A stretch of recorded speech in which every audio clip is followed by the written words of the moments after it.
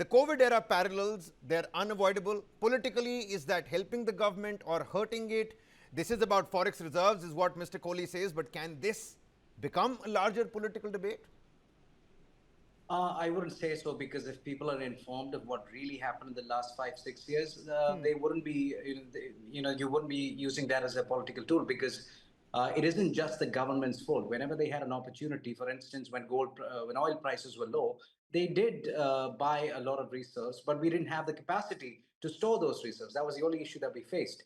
And yes, we are paying the price for that, no doubt. But there are many external factors. COVID was one factor that started it off. And then right after that, right after we came out of that, we had the Russia-Ukraine war that also affected oil prices, which in turn affects the value of the rupee.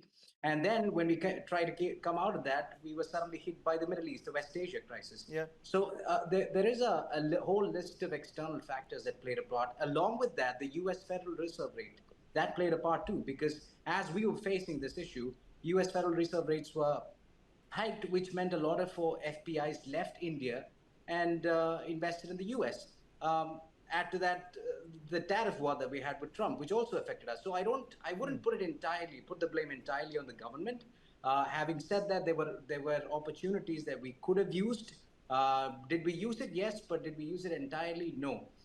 So considering what the government had to go through in the last 5, 6 years in terms of external pressures, I think it's understandable for the citizens of India, and some of these things may actually help us in the long run, is what I feel. But as you rightly mentioned in your introduction, many things, including reducing travel, also means that tour operators, travel operators, air carriers will be affected. Airline carriers will be affected. Fertilizers, you cannot slash 50% chemical fertilizers all of a sudden. That will affect the yield. So yeah, in the short run, we may have to pay the price, but in the long run, I think it will eventually turn out to be good. China did it in 2015. The same thing that the Prime Minister mentioned, China already had started in 2015, because of which they're not affected at all today.